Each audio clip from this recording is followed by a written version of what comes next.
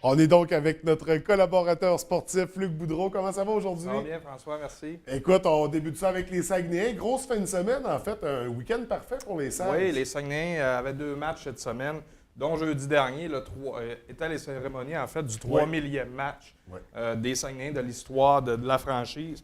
Recevait l'Océanique de Rimouski, qui est une très bonne formation dans la Ligue. Victoire de 2-1 en fusillade des Saguenayens. Jonathan Boursier a compté le but et le but gagnant en fusillade, Nicolas Roy, qui a une très bonne saison là, cette année pour les Saguenayens. Première étoile avec 31 arrêts, Julio Bilia, très bien fait là, dans la victoire, qui fait la plupart du temps bien dans les matchs des Saguenayens.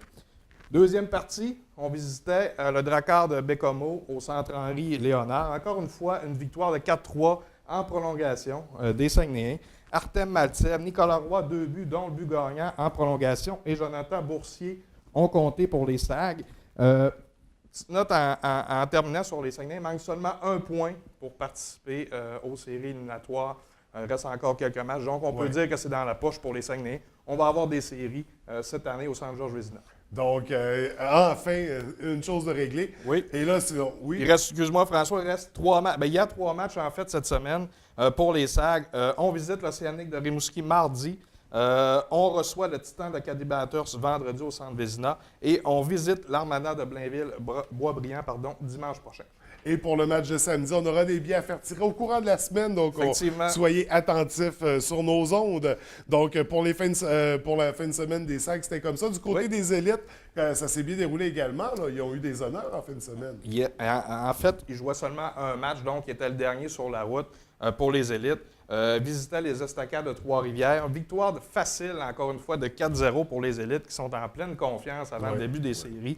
Jérôme Gravel, Louis-Charles Lemay, Nicolas Cardone et Jérémy Fortin ont compté pour les élites. Simon Boudreau-Belzile, le gardien de but, qui a réussi le blanchage. Et ce même Simon a réussi à remporter le joueur défensif de la semaine dans la Ligue de hockey Midget 3A. Donc, félicitations à Simon. Également, on parlait d'honneur. Suite à ce match-là, les élites ont remporté le trophée Mario Gosselin, qui est remis à l'équipe qui a accordé le moins de buts dans la Ligue durant toute l'année.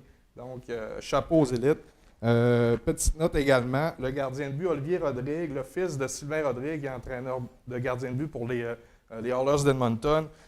Il a fait partie de l'équipe des Jeux olympiques de la jeunesse qui est allé la mer en Norvège cette semaine, qui ont perdu en finale malheureusement. Donc, belle performance pour le jeune Olivier. Pour ce qui est des élites, le début des séries est cette semaine, mardi et mercredi le 23 et 24 février au foyer des loisirs d'Arvida. Donc, on invite les gens à aller encourager ces jeunes. Je pense qu'ils méritent cette année une grosse performance des élites. Donc, Steve Thériault a besoin des encouragements des partisans pour le début des séries. Et on espère avoir des séries à l'image de la saison, donc accumuler les succès et les victoires. Oui, effectivement. Donc, une très belle saison pour les élites. Même chose pour les Marquis, quoi qu'on a vécu un week-end un peu plus difficile. Oui, beaucoup plus difficile là, pour les Marquis de Saguenay. Peut-être qu'on peut comprendre, il y a un changement d'entraîneur cette semaine. Claude Bouchard a quitté les Marquis de Jonquière pour aller relever un nouveau défi avec les Cataractes de Shawinigan. Donc, un beau défi là, pour Claude, pour avoir coaché avec Claude. Claude, c'est un passionné. Claude, c'est un gars qui mange de hockey, qui ne vit que de hockey. Donc, c'est un gros défi pour lui d'aller à Shawinigan avec une équipe qui aspire aux grands honneurs. Donc, a été remplacé par Francis Brault, qui est quand même bien connu dans la Ligue nord-américaine de hockey. 2 matchs en fin de semaine, 2 défaites pour les Marquis. Ils recevaient vendredi dernier les River Kings de Cornwall et l'entraîneur-chef Bob Desjardins, qui est un entraîneur d'ici. Défaite de 3-2. Peter James Corsi et Jean-Michel Bolduc ont compté pour les Marquis. Et dimanche, les Marquis visitaient les Prédateurs de Laval. Une autre défaite de 4-3. Anthony Stewart, Benoît Gratton et Jean-Sébastien Bérubé ont compté dans la défaite. Les Marquis, par contre, ont perdu en fin de semaine leur premier rang aux mains du 3 de Rivière-du-Loup par 1 point, malheureusement. Mais il reste encore plusieurs matchs au calendrier. La confiance va certainement revenir du côté des Marquis. Les prochains matchs, vendredi le 26 février, ils visitent le Blizzard de Trois-Rivières et ils reçoivent les mêmes Blizzards le samedi au Palais des Sports de Jonquière. Donc, pour en fin de semaine, du côté des Marquis, également, on va revenir sur nos équipes du hockey mineur. Beaucoup de tournois en fin de semaine, dont le célèbre tournoi de Québec où on avait beaucoup d'équipes de la région qui se sont démarquées d'ailleurs pendant le tournoi. Comment ça s'est déroulé exactement? En fait, on a 2 équipes qui participaient au tournoi international Pee-Wee de Québec.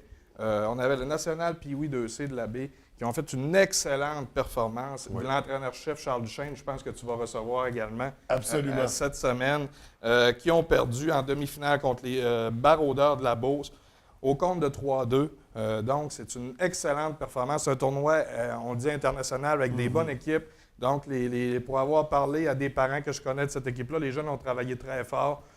Puis, ça leur aurait pu tourner d'un côté ou de l'autre, mais par contre, on baissé pavillon en demi-finale par la marque de 3-2. Il y avait les espoirs aussi du Saguenay, Pee-Wee 2A, qui compte dans ses rangs un jeune du Bas-Saguenay. Son nom est Mathis Gagné, qui est en sa première année de Pee-Wee, qui est de l'Anse-Saint-Jean. Les espoirs du Saguenay représentaient les petits Sags de Chicoutimi, ont remporté la grande finale, là, les grands honneurs.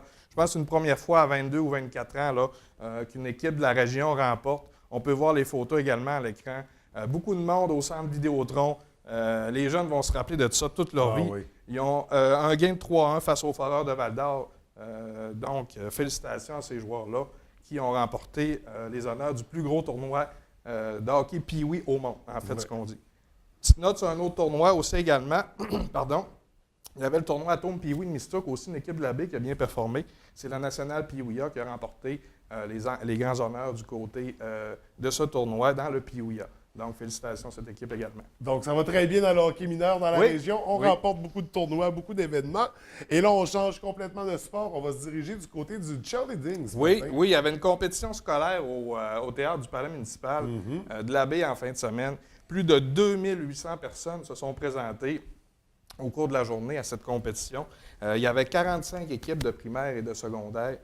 7 catégories différentes. On me dit que le spectacle était à couper le souffle, que ça valait la peine d'aller voir ces jeunes-là. Également, il y a eu une belle performance là, de notre équipe des Alliés de la baie, la polyvalente de la baie, justement. Au niveau Benjamin, niveau 2, on a eu une 4e position et juvénile, niveau 3. 3e position pour les Alliés, donc ce qui est très bien avec le nombre d'équipes qu'il y avait à cette compétition. Donc, prochainement, si ça revient à la baie, je vous conseille d'aller voir ça. Oui. C'est un beau spectacle à aller voir. Oui, le cheerleading de plus en plus présent dans les sports, de plus en plus populaire également. Beaucoup de jeunes qui le pratiquent. C'est très difficile aussi physiquement. Très donc, ça demande des athlètes, beaucoup d'entraînement. Oui. Donc, félicitations à ces jeunes filles-là, ces jeunes garçons qui ont participé à cette compétition en fin de semaine. Et ces sports-là qui touchent à l'art sont très techniques également. Oui. Et pour poursuivre sous le thème des sports artistiques, on parle de patinage artistique ce matin. Oui, on a 6 représentants des Anneaux Bleus qui ont obtenu leur laissez-passer pour la finale provinciale le 26 février prochain. C'est à Saint-Jean-sur-Richelieu. On parle de Anne-Sophie Bergeron, Fanny Boulanger, Anne-Sophie Bouchard, Rebecca Bouchard, Noémie Chatigny et Raphaël Jean. En fait, elles ont tous réussi l'exploit à la finale régionale de janvier dernier. Donc, bravo à ces jeunes filles-là. On va suivre effectivement leur performance à cette compétition d'envergure là, le 26 février prochain, donc qui est cette semaine en fait. Donc, on en reparlera probablement la semaine prochaine à notre prochaine chronique, François. Donc, des noms à surveiller au niveau du patinage artistique. Oui. Nous, c'est ce qui fait le tour de notre chronique de ce matin. Oui, c'est tout. Donc, merci beaucoup, Luc. On se retrouve lundi prochain. Merci, François. Bonne semaine. Merci.